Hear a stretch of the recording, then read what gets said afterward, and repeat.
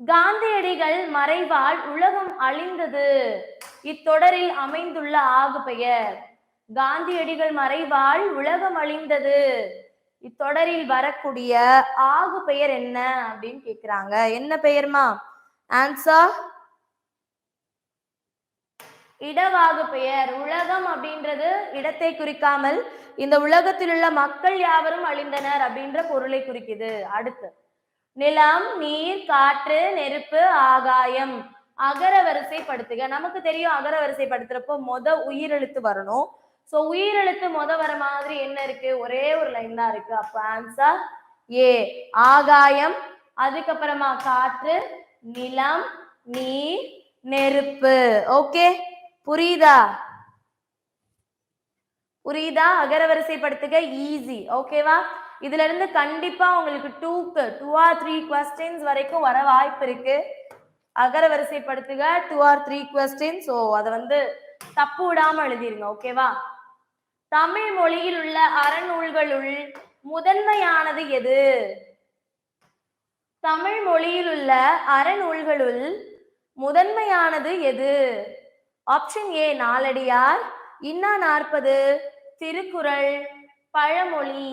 Okay, Tamil மொழியில் உள்ள அறநூல்களுள் முதன்மையானது எது? அது ஓவியம் கிடையாது, ஓவியம். ஓகேவா? ஓவியம் அப்படின்ற ஒரு பொருளும் சொல்லுக்கு எழுத்துக்கு வழங்கப்பட்டிருந்துச்சு. நம்மளே நிறைய பார்த்திருப்போம். அந்த காலத்துல எழுத்துக்கள் ஓவியங்கள் வடிவில தான் வழங்கப்பட்டுச்சு அப்படின்னு சொல்லி நம்ம பார்த்தோம். ஓகேவா?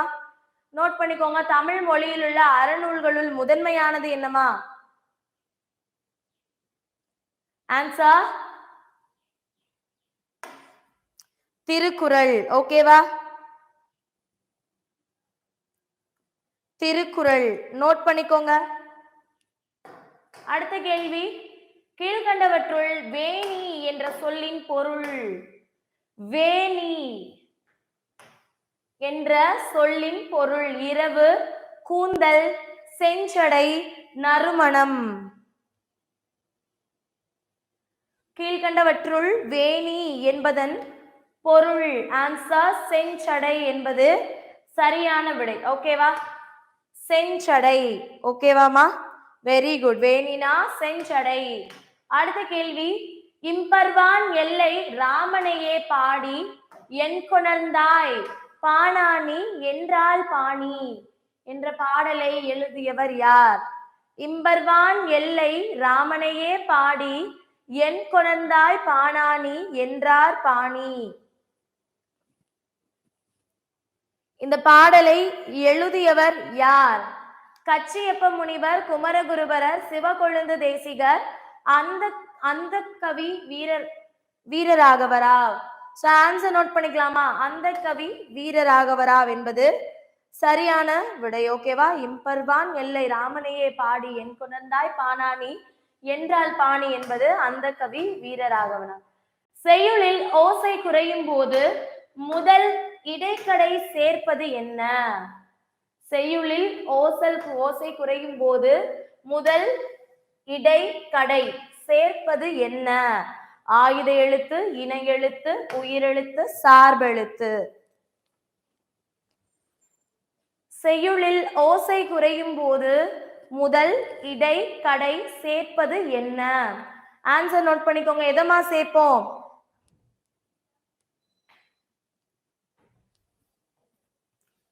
ஆன்சர் அதோட இணை எழுத்து. ஓகேவா? இப்ப தூ அப்படின்னு வருதுன்னா ஊவா, அதோட இணை எழுத்து தான் நம்ம சேர்ப்போம். இணை எழுத்து என்பது சரியானது. ஓகேவா? நோட் பண்ணிக்கோங்க. அடுத்தது, அங்கங்களையும் காட்சிகளையும் அமைத்து எழுதுவது கீழ்கண்ட எண்ணூல் மரபாகும். அங்கங்களையும் காட்சிகளையும் இணைத்து எழுதுவது எஸ்மா அளபடைதான். அங்கங்களையும் காட்சிகளையும் அமைத்து எழுதுவது கீழ்கண்ட எண்ணூல் மரபாகும். சிலப்பதிகாரம், தொல்காப்பியம், களம்பகம், நன்னூல். நன்னூல். அங்கங்களையும் காட்சிகளையும் அமைத்து எழுதுவது கீழ்கண்ட நன்னூல் என்பதன் விளக்கம். ஸோ இன்னைக்கு கொஞ்சம் ஏன்னா ஈஸியான கொஸ்டினே கொடுக்க கூடாது. பிசிக்கு ஈஸியா தான் இருக்கும் அப்படின்றது ஓகே. பட் ஈஸியாவே பார்த்தோம் அப்படின்னா நம்ம வந்து கொஞ்சம் லெத்தாஜிக்கலா எடுத்துப்போம். ஸோ இன்னைக்கு நம்ம கஷ்டமான கொஸ்டின் பார்த்துடலாம். நாளைக்கு நம்ம ஈஸியான கொஸ்டின் பார்க்கலாம். ஓகேவா? சூடும் குலோத்துங்க சோழன் என்றெனையே சொல்லுவரே. ஓகேவா? சூடும் குலோத்துங்க சோழன் என்றெனையே சொல்லுவரே, இதில் உள்ள அடியை கண்டறிக. இது என்ன அடின்னு கேக்குறாங்க. ஓகே, எத்தனை சீர் இருக்குன்னு பாருங்க. 1 2 3 4 4 சீர் இருக்கு. 4 சீர் இருந்தா என்ன அடிமா? இது ஈஸி கொஸ்டினா? 4 சீரா? இதன்படி பார்த்தோம் அப்படின்னா 4 சீர் இருக்கு. ஆன்சர் அளவடி. ஓகேவா? 4 சீர் இங்க வந்து சேராம இருக்கு. ஓகேவா? அப்போ 4 சீர் இருக்கிறதுனால அளவடி. இப்ப நான் என்ன பண்றேன்?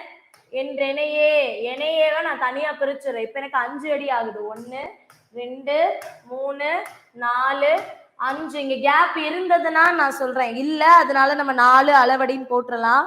பட் இங்க இடத்துல ஒரு நான் கேப் கொடுக்குறேன் அப்படின்றப்ப ஆன்சர் என்ன வருது? நெடிலடி. ஓகேவா? இது ஈஸி, நமக்கு தெரியும். 2 சீர் வந்துச்சுன்னா நம்ம குரல் அடின்னு சொல்லுவோம். எப்படி ஞாபகம் வச்சுக்கலாம்? குரலுக்கு 2 அடிகள் இருக்கும். இங்க 2 சீர் இருந்துச்சுன்னா அது குரல் அடி. சிந்தடின்னு சொல்லுவோம். 3 அடி இருந்துச்சுன்னா சிந்தடி. எப்படி சொன்னோம்? சிந்து ஞாபகம் வச்சுக்கோங்க. 1 2 3 3 எழுத்து. அடுத்து 4 அளவடின்னு வரும். அப்படி இல்லாட்டி நேரடி, நேரடின்னு சொல்லலாம், அளவடின்னு சொல்லலாம். எத்தனை எழுத்து?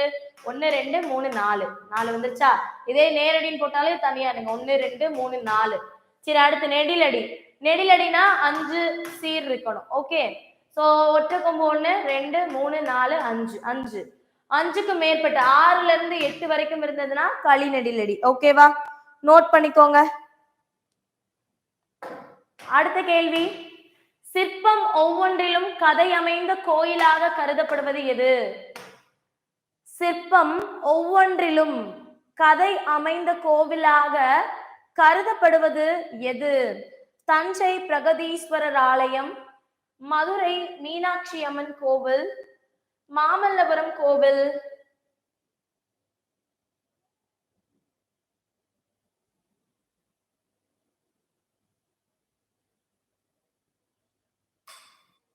தாராசுரம் கோவில். ஆன்சர் நோட் பண்ணிக்கோங்க. ஆன்சர் தாராசுரம் கோவில். ஒவ்வொரு சிற்பமும் ஒவ்வொரு கதையை உணர்த்தக்கூடியது. தாராசுரம் கோவில் என்பது சரியான விடை. பரபிரம்ம விளக்கம் என்ற நூலின் ஆசிரியர் யார்? பரபிரம்ம விளக்கம், பரபிரம்ம விளக்கம் என்ற நூலின் ஆசிரியர் யார் அப்படின்னு கேக்குறாங்க. ஆப்ஷன் ஏ அபிராமி பட்டர், காளமேக புலவர், திலகவதியார், கண்ணகனார். ஆன்சர் என்னதுமா? பரபிரம்ம விளக்கத்தை எழுதியவர் யாரு? காளமேக புலவர். காளமேக புலவரின் இயற்பெயர் என்ன? வரதன். ஓகேவா? ஓகே, நோட் பண்ணிக்கோங்க. Very good.